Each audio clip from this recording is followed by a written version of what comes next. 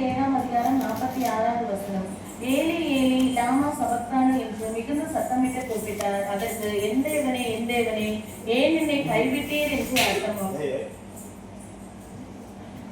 சிலுவையில பேசின முதல் 3 வார்த்தையும் நம்மளை ஆச்சரியத்துக்குள்ளாங்கல. ஏன்னா அது மன்னிப்பையும் ரட்சிப்பையும் பராமரிப்பையும் கற்றுக் கொடுக்கிறது.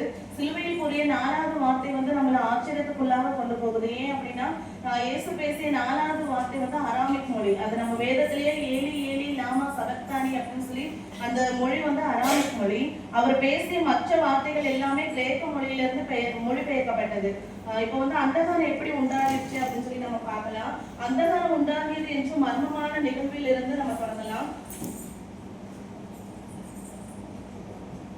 நண்பகல்ல இருந்து மதியானம் 3 மணி வரைக்கும் அந்தகாரம் சூழ்ந்திருந்தது. இது மக்கள் எதிர்பார்க்காத அந்தகாரம், இயற்கைக்கு மாறாக ஏற்பட்ட ஒன்றாகும்.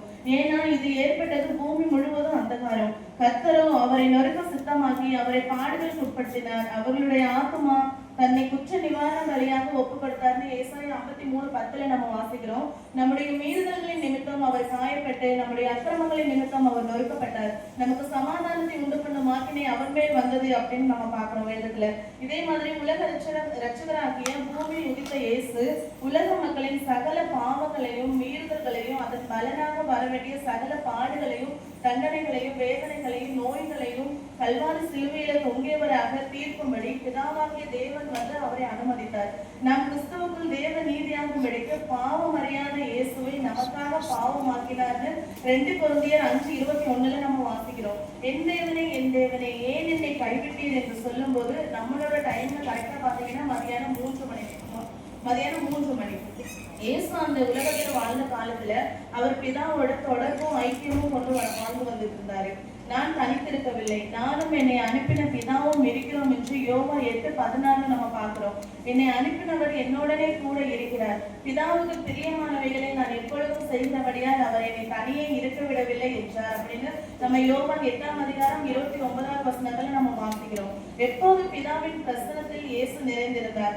ஆனால் உலகத்தின் பாவங்கள் அத்தனையும் இயேசுவின் மீது சுமத்தப்பட்ட போது தேவ பிரசனம் அவரை விட்டு நீங்கிடுச்சு.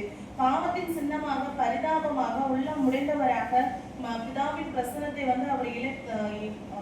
பிதாவின் பிரசனத்தை இழந்து அவர் தனிமையில இயேசு சிலுவையில தொங்கினவரா நம்ம பார்க்கிறோம். திடீரென்று இருவருக்கும் இருந்த இந்த அன்பின் ஐக்கிய இணைப்பு துண்டிக்கப்பட்டது. இதற்கு காரணம் என்ன?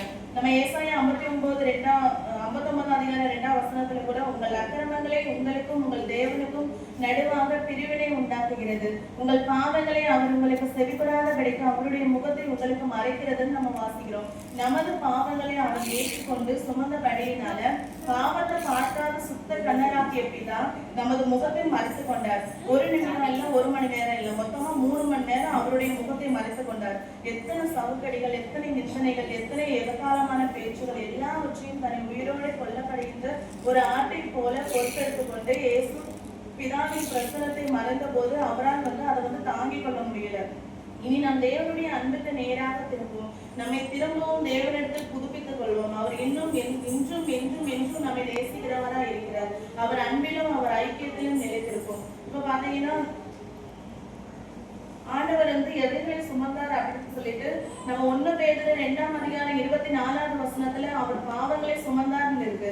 ஏசாயா 53:11 அவர் அக்கிரமங்களை சுமந்தார்னு இருக்கு. ஏசாயா 53:4 பாடுகளை சுமந்தார், துக்கங்களை சுமந்தார்னு இருக்கு. அதே மாதிரி மத்தேயு 8:17 பாத்தீங்கன்னா அவர் வியாதிகளை சுமந்தார்னு இருக்கு, பலவீனங்களை சுமந்தார்னு இருக்கு. அதே மாதிரி கலாத்தியர் 3:1 நம்ம சாபங்களை சுமந்தார். அவர் நமக்காக நம்மளுடைய பாவங்களையும் அக்கிரமங்களையும் பாடுகளையும் சுமந்து துக்கங்களையும் வியாதிகளையும் பலவீனங்கள் சாபங்கள் எல்லாவற்றையும் நமக்காக சுமந்து இந்த மன்னிப்பின் வார்த்தையும் ரட்சிப்பின் வார்த்தை, கருணையின் வார்த்தை, ஏக்கத்தின் வார்த்தையும், தாகத்தின் வார்த்தையும், வெற்றியின் வார்த்தையும், ஒப்புவித்தலின் வார்த்தை, இது எல்லாமே ஆண்டவர் நமக்காக கற்றுக் கொண்டிருக்கிறார். இது எல்லாமே எதுக்காக அப்படின்னா நம்மளுடைய பாவங்களுக்காக தான் அவர் சிலுவையில தொங்கப்பட்டார். இது இந்த 40 நாள் மட்டும் இல்லை, நம்ம வருஷம் ஃபுல்லாவே இதை நம்ம சிந்திக்கக்கூடிய ஒரு காரியமா தான் இருக்கு. இது எல்லாமே சிந்திச்சு நம்ம பாவங்களை விட்டு நம்ம நீங்கி தேவனுக்கு பிரியமான பிள்ளைகளா வாழும்போது தேவன் நம்மோடு கூட இருக்காங்க.